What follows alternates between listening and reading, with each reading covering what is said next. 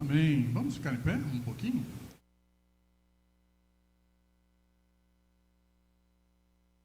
Em Atos nós lemos a história de Paulo chegando a Atenas e ele vê que há muitos pedestais com ídolos, deuses. Um deles não tinha nada em si, apenas uma placa ao Deus desconhecido. Eles tinham medo de que faltasse. Voltar para aquele Deus, então para não irritar os deuses, eles colocaram uma pedestal para esse Deus que porventura eles não conhecessem. Bem que eles não entendiam, 230 milhões de deuses fazer para todo mundo, né? Mas essa expressão do Deus desconhecido tem está. Ele conversa com essa Ana. Vamos ver o texto. Jesus respondeu: mulher, acredite no que digo. Vem a hora em que nem neste monte, nem em Jerusalém, vocês adorarão o Pai. Vocês adoram o que não conhecem. Nós adoramos o que conhecemos, porque a salvação vem dos judeus. Mas vem a hora, e já chegou, em que os verdadeiros adoradores adorarão o Pai em espírito e em verdade, porque são esses que o Pai procura para seus adoradores. Oremos. Querido Senhor, abençoa a Tua palavra, fala o nosso coração através dela, edifica-nos e aproxima-nos de Ti. Somos Teus filhos e certamente queremos Te conhecer o Senhor de perto, conhecer o Senhor bem. Ajuda-nos nesse processo, em nome de Jesus. Amém. Podem sentar-se, queridos.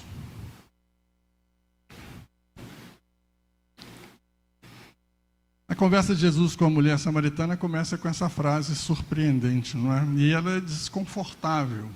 Imagina dizer assim: vocês adoram o que vocês não conhecem.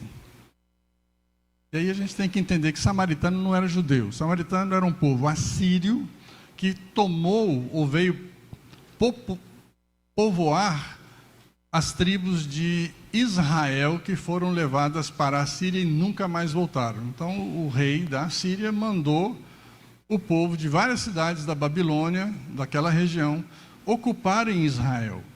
E eles chegaram lá e fizeram um sincretismo religioso.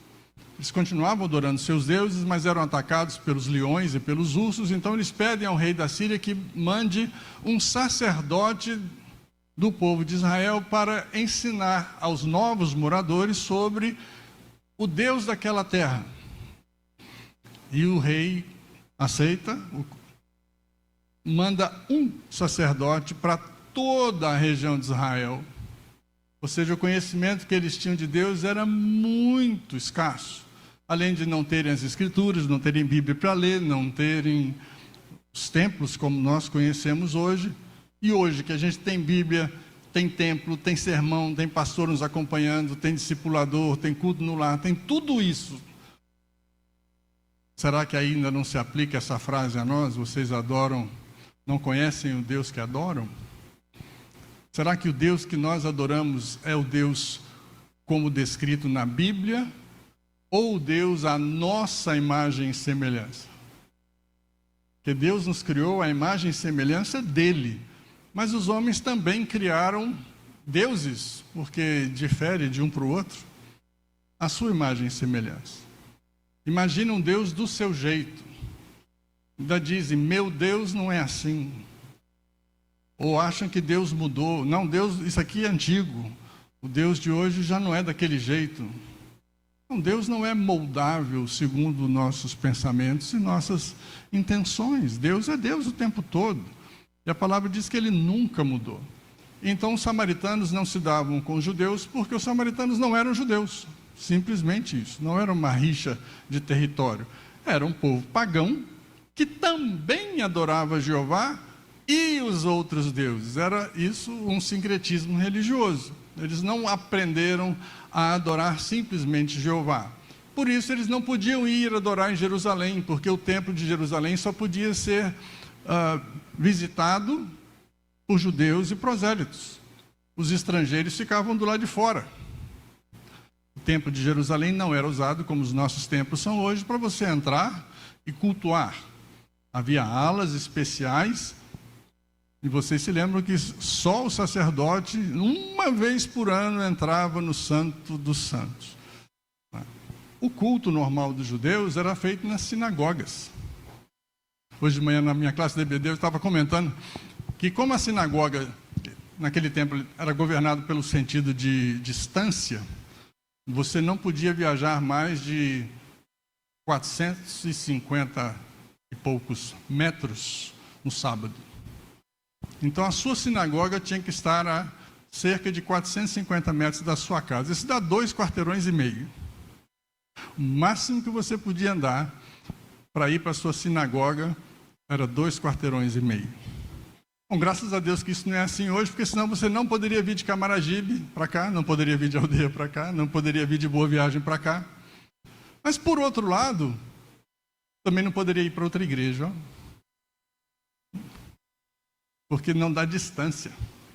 Você não poderia sair da sua casa e ir para outro lugar, porque era longe demais e quebrava a lei.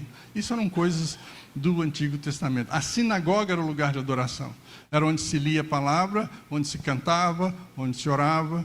O templo de Jerusalém era para as festas, era o símbolo da presença de Deus no povo de Israel.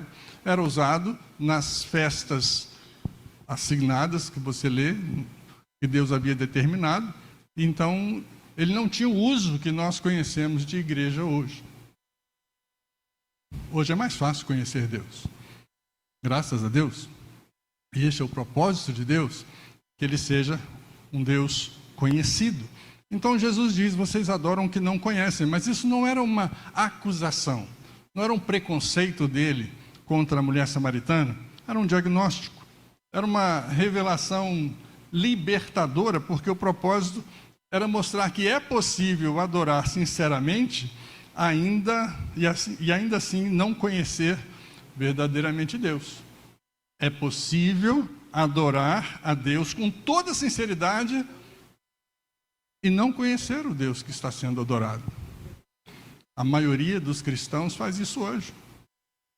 Infelizmente, a maioria. E eu comentei também na classe da EBD hoje que, não se espantem, Satanás é cristão. Obedece na primeira e um aluno ainda completou assim, e treme. Satanás sabe quem é Jesus. Satanás conhece Jesus, conhece o Pai. Obedece a Deus na primeira e a gente não obedece nem na 100ª vez que Deus fala, não peques mais. Diga se não é verdade? E nós nos acostumamos com a mentira de Satanás que todo mundo peca, crente também. Só Jesus que não peca. Mas não é isso que a Bíblia ensina, não. Todos pecaram, todos estão destituídos, e a partir do momento que a gente conhece Deus e entra em intimidade com Ele, sem santidade, o que diz?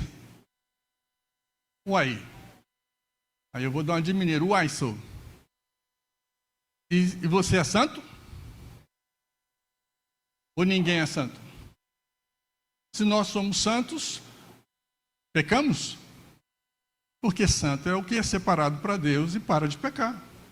Claro que a gente erra, a gente comete atos falhos, mas aquela tentação de cair no pecado, do erro, não, Deus não está dizendo que você pode continuar fazendo isso, não. Eu brinco dizendo no gabinete pastoral, né? Falo assim, se eu adulterar, eu estou em pecado, não é?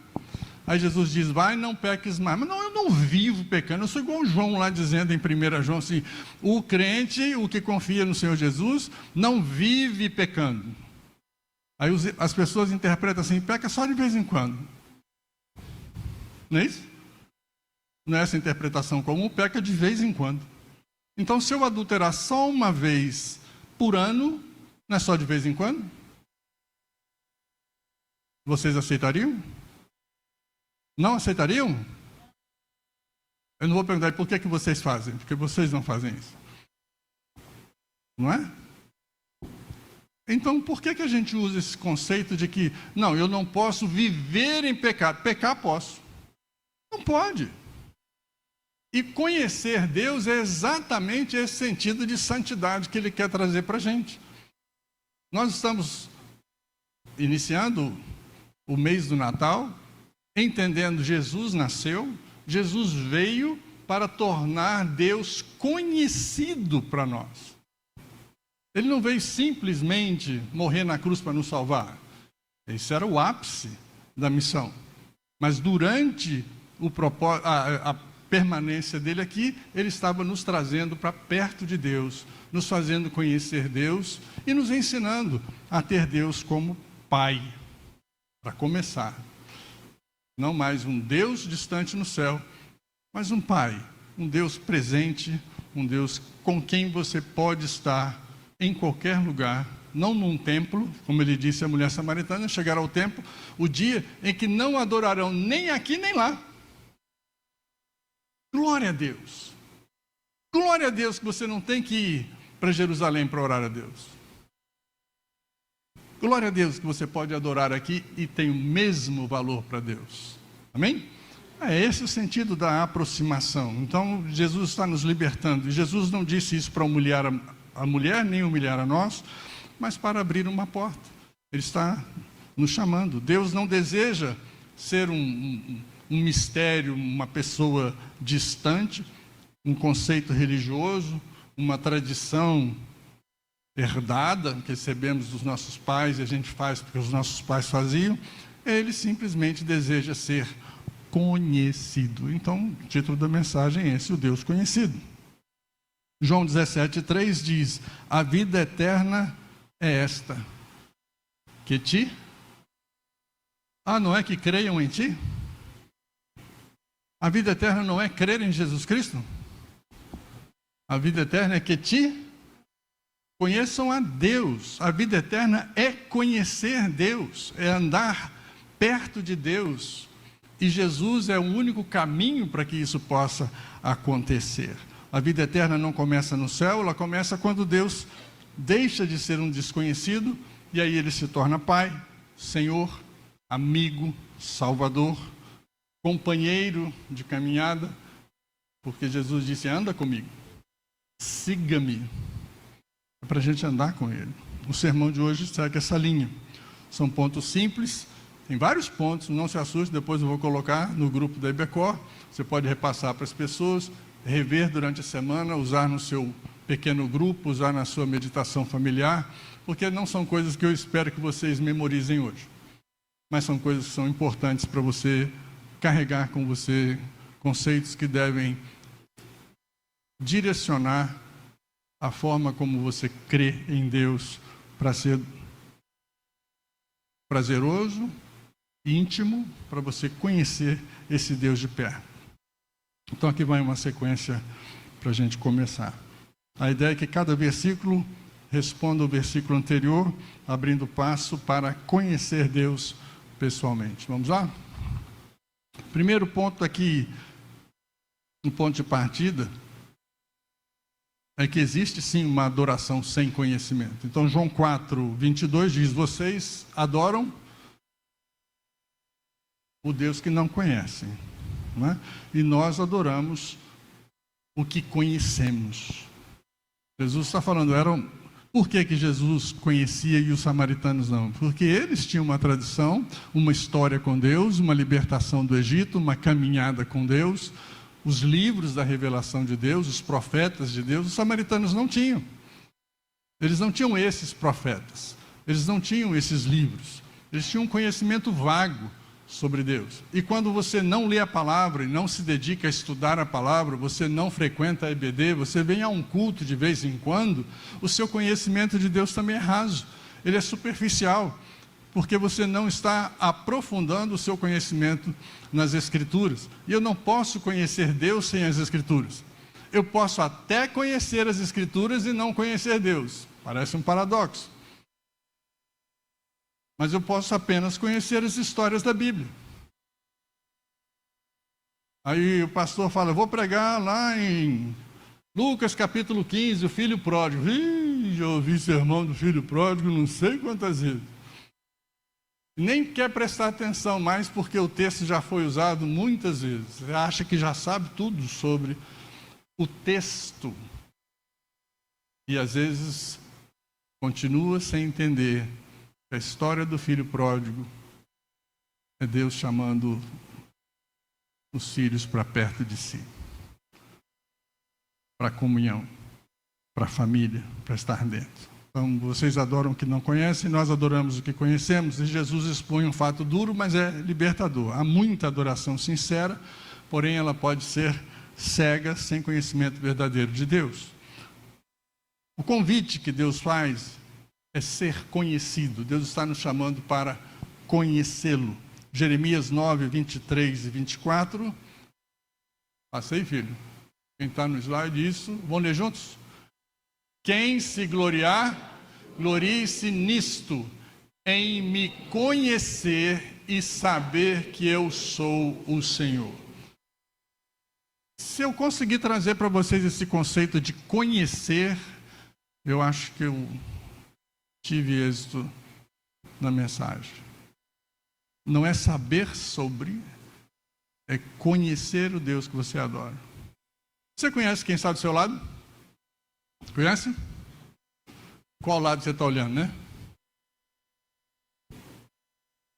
Então tem gente que não tem ninguém do lado. A Aline conhece a Gisele? Sim. Você sabe de que ela não gosta? Ah, você conhece o nome dela, já viu Gisele, sabe que ela é casada, tem filho, né? Então eu conheço? Eli, você sabe o que toca muito o coração de Jefferson? Sem ser a Beatriz, lógico. Eu espero que toque, né? Sabe não? Mas vocês estão juntos nessa igreja há quantos anos?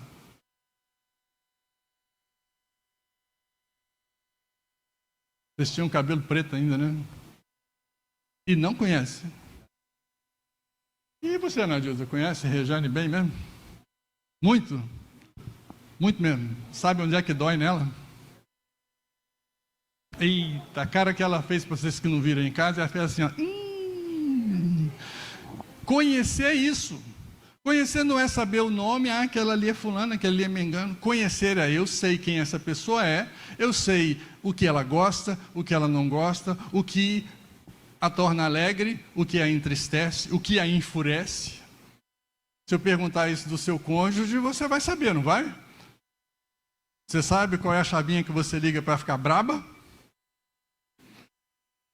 Sabe, né? Sabe qual é a chavinha que você liga para ela ficar feliz da vida? Qual é a chavinha que você vai ligar? Hoje eu estou chateado, eu vou ligar, é tudo quanto é chave. Vai dar errado, você vai dormir no sofá, não é? Você aprende a conhecer o outro para viver bem. E você precisa, portanto, conhecer Deus no mesmo sentido. De que Deus gosta? De que Deus não gosta? E aí você deve se perguntar, então, eu conheço Deus? Entende onde é que eu quero chegar? De novo, não é questão de culpa, não é, como Jesus falando com a samaritana, o propósito não era rebaixá-la, o propósito era chamar, tá vendo? Tem muito mais. O que Deus tem para você é mais do que, eu creio em Jesus Cristo como Senhor e Salvador, pronto, já sei tudo que eu precisava saber. Não, você está com o mínimo dos conhecimentos que Deus quer trazer para a sua vida, que podem fazer diferença para a sua vida aqui, para a sua vida eterna começar já. Porque vai melhorar a sua vida terrena. Se você começar a sua vida eterna aqui, a sua vida terrena melhora imensamente. Senão você vive uma vida mundana aqui e só vai conhecer a Deus quando morrer e for para a glória. Que tudo bem que o tempo de lá vai ser muito maior que o tempo daqui, mas o propósito de Deus não é esse, porque Ele não veio aqui simplesmente te salvar. Ele veio aqui nos salvar, uma vez salvos, nos comissionar a participar do reino dele e levar o evangelho para os outros. Mas se eu não conheço o Deus que eu preciso levar para os outros, a minha mensagem fica incompleta. Eu não tenho base. E por isso muita gente tem dificuldade de falar de Jesus para os outros, porque não conhece Jesus. Conhece as histórias de Jesus na Bíblia, mas não tem intimidade que Deus quer. Então o convite é: Deus quer ser conhecido, Ele não se esconde, e esse é o maior privilégio que nós temos como seres humanos. O diagnóstico de Deus, o povo de Deus muitas vezes não o conhece. O pastor citou isso hoje no Sermão da Manhã, Oséias 4:1, quando diz: não há conhecimento de Deus na terra. Meu povo está sendo destruído por falta de conhecimento. Entenda que Deus não está falando do mundo está sendo destruído. Ele está dizendo: meu povo está sendo destruído por falta de conhecimento. A comunidade evangélica está sendo destruída por falta de conhecimento. A comunidade cristã está sendo destruída por falta de conhecimento. Está sendo permeada por conceitos ideológicos de todo tipo. Não tem conhecimento doutrinário. Não conhece quem Deus é. E por isso está sendo facilmente levada por qualquer vento de doutrina. Não há conhecimento de Deus na terra. E não é apenas ignorância. Porque essa falta de conhecimento, ela destrói a espiritualidade, destrói a família, afeta as suas decisões e afeta a sua adoração. A quarta coisa é que a resposta divina para isso é que Ele se revela a quem o busca. A palavra do Senhor nos diz isso, vamos ler juntos? Se buscares a sabedoria como a prata, então entenderás o temor do Senhor e acharás o quê? Oi! Acharás o conhecimento de Deus. Você buscar, ele diz: se você me buscar, você vai me achar. Se eu bater e você abrir a porta, eu entrarei, me aproximarei, terei comunhão. Também pode ser traduzido assim: eu vou me aproximar de você e você vai se aproximar de mim. É muito mais profundo do que o que normalmente se faz no conceito religioso do eu creio em Deus. Não é? Conhecer a Deus não acontece por acidente, ele requer uma busca, tem que ser de propósito. Você tem que levantar de manhã e dizer: Senhor, eu quero conhecer-te mais. Não tem um corinho que canta assim? Não é? Eu quero conhecer-te mais. Senhor, o que te agrada? Senhor, o que há em mim que te desagrada? Porque você sabe o que há em você que desagrada seu pai e sua mãe. Você sabe o que há em seus pais que desagrada vocês? Como cônjuge, um sabe o que desagrada ao outro. Sabe ou não sabe? Que você tolera, mas queria tanto que fosse diferente. Às vezes vem até para o gabinete pastoral pedir ajuda ao pastor. Pastor, não muda, pastor. Minha esposa não muda. Meu marido não muda. Queria tanto que mudasse. A gente quer que Deus mude a gente, e não que a gente mude por causa de Deus. E o convite para conhecer a Deus é isso. Muita gente aí vai começar a namorar e o outro vai dizer: não gosto disso, e você para de fazer. Para mim não foi difícil, porque minha esposa não gostava de cebola e não gosta. A única coisa que ela não come é cebola. E para mim, parar de deixar de comer cebola não foi complicado. Gosto, não morro de amores pela cebola, usa-se no tempero, mas para mim foi fácil deixar de fazer isso. Quanta gente não parou de fumar, de beber, saídas noturnas, barzinho de noite, porque meu amor não gosta? Você prefere o seu amor ou o colega do bar? Quando tudo vai bem, você prefere seu amor. Amém? E aí você cuida disso, tá? O ápice da revelação, portanto, foi Jesus vindo. Hebreus 1:2 diz: Deus falou-nos pelo Filho. Deus falou-nos pelo Filho. A revelação maior, final e perfeita é Jesus Cristo, a personificação de Deus. E quem vê Jesus, vê o Pai, nas palavras do próprio Jesus. Quem vê a mim, vê o Pai. Quem me conhece, conhece o Pai. Quem sabe o que me agrada, sabe o que agrada ao Pai. Então nós temos aí um caminho que nos ajuda perfeitamente a entender o que é agradável a Deus e o que não agrada ao Senhor. A definição de Jesus, portanto, de vida eterna é conhecer. João 17,3, a gente já mencionou, a vida eterna é essa, que te conheçam a ti, o único Deus verdadeiro, e a Jesus Cristo, a quem enviaste. A vida eterna não é crer em Jesus Cristo. Crer em Jesus Cristo é o processo para ter a vida eterna. O que é a vida eterna? Conhecer Jesus. Conhecer o Pai. Curtir esse conhecimento, essa presença, esse relacionamento pessoal com Ele. A porta de entrada, como eu disse, não tem outro caminho. Quem é?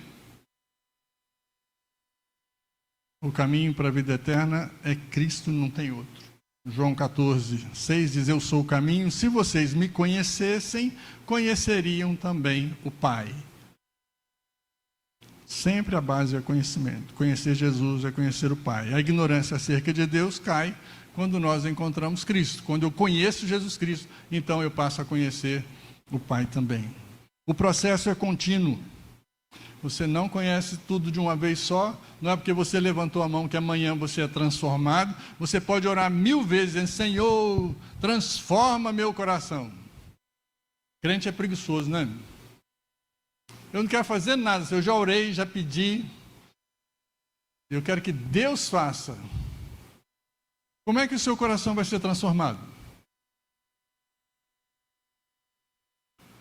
Vai fazer igual Davi: Senhor, dá-me um coração igual ao teu. Outro corinho, né? Dá-me um coração igual ao teu, ó mestre. Ele te dá? Ele te dá condições de você ter. Ele não te dá um coração prontinho, transformado. Ele te mandou o Espírito Santo, te mandou a palavra, te deu pastores, te deu líderes, te deu irmãos, te deu mentores, te deu pessoas para te cutucarem, rasparem o seu coração, até o seu coração ficar do jeito que agrada a Deus. Mas para isso você tem que estar disposto. Quem muda o seu coração é você, com a orientação da palavra de Deus e o poder do Espírito Santo. Não é Deus que faz para você. Ah, pastor, isso é uma heresia. É? Se você pedir, se nós pedirmos, e já pedimos, que Deus transformasse o nosso coração, e é Deus que transforma, por que não fomos transformados? Deus está de birra? Você não. O seu também não. É assim? É porque nós não estamos fazendo a nossa parte. Qual foi o problema de Judas? Não era o mesmo Jesus, o mestre? Não foram os mesmos ensinamentos que ele ouviu? Por que o coração dele não foi transformado? Foi porque o Espírito Santo falou: não, esse aí não. Esse aí tem que ficar sujo, que é para Satanás entrar. Ou foi porque Judas não dobrou o seu coração diante de Deus? Não entendeu quem Jesus Cristo era, não conheceu Jesus, confundiu as intenções e se deu mal, muito mal. Então, quem vai trocar o seu coração é você, quando você todo dia levantar e falar: isso eu não faço mais. Isso não agrada ao meu Deus, eu não faço mais. Coisa simples você já aprendeu. Crente mente? Crente mente? Mente. Mente até sem querer. Especialmente no Natal. Papai Noel. Ah, mas é criança, o que que tem? Ué, mentira para criança pode ou é a pior das mentiras? Porque eu estou enganando uma criança? Se Papai Noel não existe, Papai do céu, vai na mesma linha, não vai?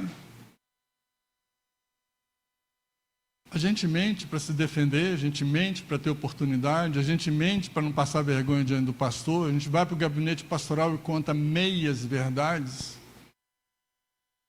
Aí a gente tem que chamar o cônjuge para ouvir a verdade lá de lá. Mas é tudo crente. Mas Jesus não disse, ou os 10 mandamentos não disseram? Qual é o mandamento que diz para não mentir? Número 9. Não mentirás, não darás falso testemunho, não vai dizer o que você não deve dizer. Não é? crente mente sobre si e mente sobre os outros. Na hora de fazer fofoca, fulano é assim, assim, assado. Eu falei, você é médico, psicólogo, como é que você vai dar esse diagnóstico? Hoje é um tal de chamar os outros de narcisistas. Só porque eu assisti no YouTube 10 videozinhos sobre narcisismo, eu já sei classificar. Olha assim, ó, eu já vi, olha lá a cara de narcisista, olha só. Por quê? Está dentro de nós a vontade de agir errado. E eu aqui tenho que falar assim, eu não conheço, não sou eu quem pode dar esse diagnóstico. Então esse processo, ele é longo. Por isso Colossenses 1,10 diz o quê? Crescendo no conhecimento de Deus. Crescendo no conhecimento de Deus. A experiência do Espírito Santo faz com que Ele nos faz conhecer desde dentro. A gente conhece Deus de dentro para fora. Não é porque eu li uma definição ou alguma coisa, eu conheço Deus na minha intimidade com Ele. É de dentro que isso vem. 1 Coríntios 2 diz, o Espírito sonda todas as coisas para que conheçamos o que nos foi dado gratuitamente por Deus. O Espírito sonda, diz assim, está vendo? Isso é bom, isso é ruim, faça, não faça, para que você conheça o que nos foi dado por Deus. O Espírito Santo é o intérprete disso. E o resultado final é ser transformado por conhecer.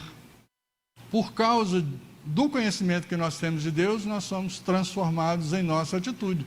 Não porque eu pedi e Deus fez sem eu querer ou sem eu participar, mas porque eu pedi e me concentrei em fazer aquilo que era necessário fazer. Como a gente faz na vida toda, em todas as coisas. Estou vendo aqui meninos estudando para passar no vestibular, na federal, porque na particular está muito caro, e sabe exatamente o que tem que fazer, não sabe? Para alcançar aquele propósito, aí vem uma lista de sacrifícios. Não faço mais assim, não perco tempo com aquilo, não fico assistindo televisão, não fico lendo livrinho à toa, eu estou me concentrando em estudar. Porque depois eu vou ter tempo de relaxar e fazer tudo isso. Mas enquanto eu tiver que alcançar essa meta, é assim que eu faço. Na alimentação, você faz a mesma coisa. Você vai para o médico e você está com sobrepeso. Se você não mudar a sua dieta, você morre. Aí você muda a dieta. Mas enquanto o diagnóstico não for, você morre, você continua com a dieta errada, não é? É ou não é? E aí no Natal, então, é que a dieta vai para o beleléu mesmo. Não. No Natal, não. Em janeiro... Em janeiro, a gente fica planejando assim, eu vou estragar tudo agora, que é para em janeiro eu tentar consertar. O padrão continua sendo o mesmo, o resultado final é ser transformado. E 2 Coríntios 3,18 diz o quê? Somos transformados. Oi, é para cima ou é para baixo? É interessante, nós somos transformados de melhor para melhor, de glória em glória. Eu estou toda semana procurando ser transformado para melhor. É isso que Jesus está dizendo para a gente. Meu filho, se eu levantar amanhã, segunda-feira, o que você vai pedir a Deus? Faz para mim, Senhor. Ou me ajuda a fazer. Me ajuda a fazer. O destino eterno é ver e conhecer plenamente. Então, 1 João 3,2 diz, quando ele se manifestar, seremos semelhantes a ele, pois o veremos como ele é.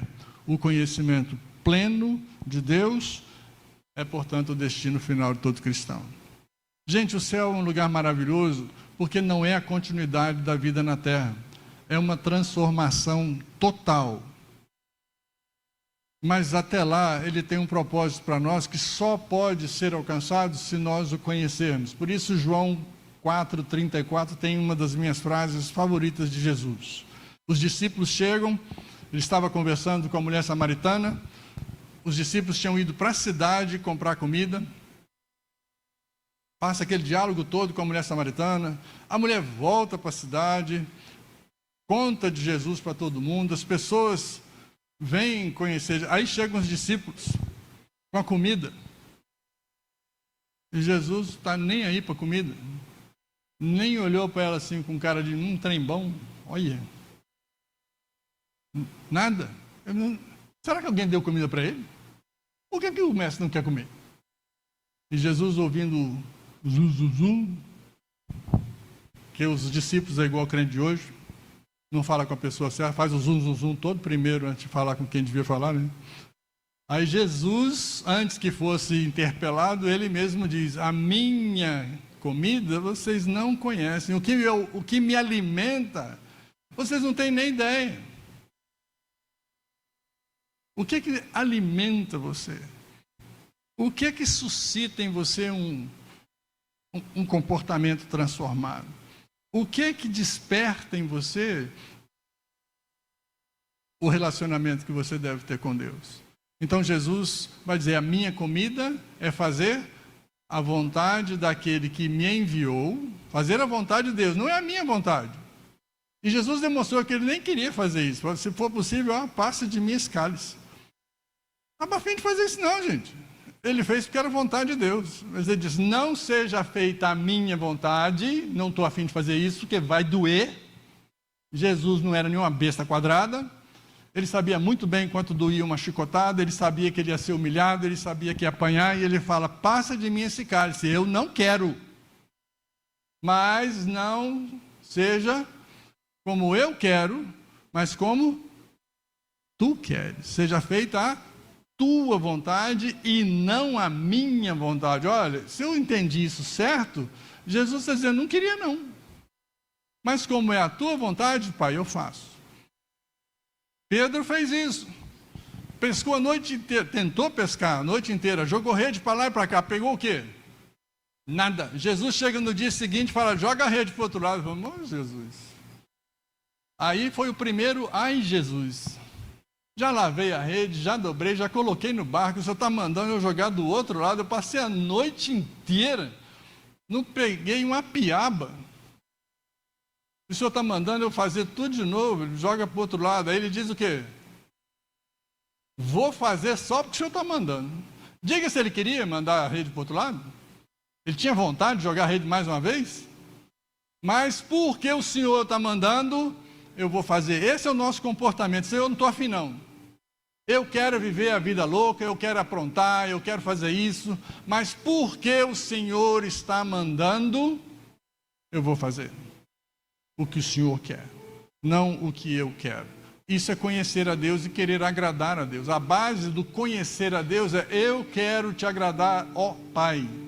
O Senhor é o meu Deus e eu quero agradar o Senhor. Adoração não basta, nós precisamos ter um encontro pessoal com Deus. É possível cantar, orar, servir, até pregar e ainda assim não conhecer o Deus vivo.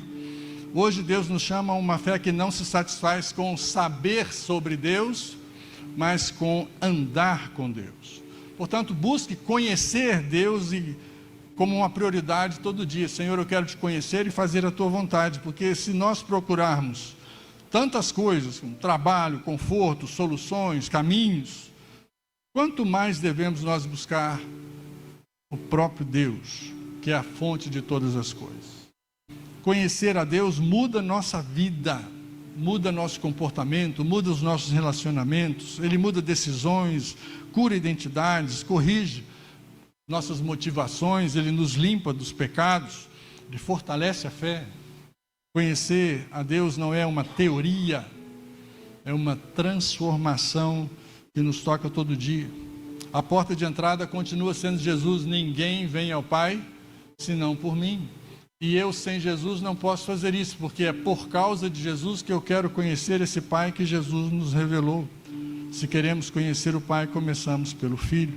E o Espírito Santo personaliza esse conhecimento.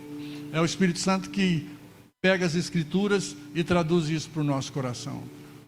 Como? Você vai ler e vai dizer: Senhor, me ensina. Me ajuda a entender isso aqui. E se você não entendeu a inspiração do Espírito Santo, você tem o privilégio de vir para a igreja e perguntar a seus pastores: pastor, eu li isso aqui e não entendi, o que isso quer dizer? Pode ser que a gente também não saiba. Não porque o texto é difícil de compreender espiritualmente, mas porque nós temos uma distância histórica entre nós e o tempo que isso aconteceu. e possa parecer confuso, mas sempre está mais perto da gente conhecer a verdade. Concluindo, meus irmãos, Jesus disse à mulher samaritana: você adora o que não conhece. Mas ao final do encontro, aquela mulher corre pela cidade dizendo: venham ver um homem que me disse tudo o que eu tenho feito. O resultado: o Deus desconhecido se tornou conhecido para uma cidade inteira por uma mulher que conhecia isso aqui de Jesus. O seu conhecimento de Jesus se compara àquele escasso conhecimento da mulher samaritana, ou você pode dizer: não, eu sei muito mais do que o que aquela mulher sabia? Você teve o privilégio de aprender mais sobre Jesus do que a mulher samaritana? Diga amém. Então, se você não aprendeu, vai ler a Bíblia, meu irmão, porque devia saber. Nós temos de saber. Nós temos Deus se revelando para nós, para que a gente saiba muito mais do que ela. E se o sabemos, e com isso ela traz a mensagem para uma cidade inteira, com isso nós trazemos quantas cidades para Jesus? Porque se eu conheço Deus e a sua vontade, então eu sei que Ele só quer isso de mim. Que eu participe da colheita. Que eu traga para Ele os frutos que Ele preparou. Esse é o convite de hoje. Não adore um Deus distante. Conheça o Deus vivo. Não viva de lembranças espirituais, viva de encontros pessoais. Não viva de tradição, mas de revelação de Deus pessoalmente para você. Não viva de religião, viva de Cristo como um discípulo. Eu estou aprendendo e conhecendo o meu Senhor, o meu Deus, o meu Pai. Porque a vida eterna não é um lugar, é um relacionamento que começa agora, dura para sempre. Conhecer Jesus e conhecer o Pai que o enviou, esse é o nosso propósito. E é por isso que a gente celebra a ceia. Porque a gente reconhece, foi Ele que fez, foi Ele que morreu por nós, foi Ele que deu seu sangue por nós, para que nós víssemos o tamanho do sacrifício que Deus fez por nós, para que a gente então possa cultuar a Deus de verdade. Vamos ficar em pé mais uma vez? Vamos orar.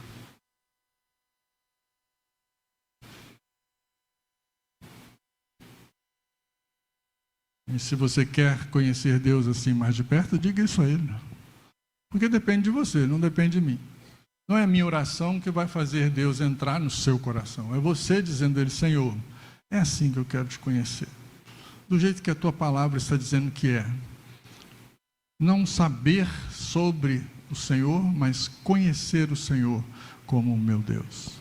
Pai amado, nós lemos a tua palavra, o teu Espírito nos deu entendimento. E eu peço que tu hajas no coração de cada servo teu conforme o teu querer e conforme o desejo de cada um, para que aqueles que assim almejam possam conhecer o Senhor intimamente, saber o que agrada ao Senhor e poder desfrutar da vida eterna aqui mesmo, desde já, conhecendo o Deus vivo. Recebe nossa vida como oferta e transforma-nos o entendimento para que desejemos fazer as coisas que te agradam.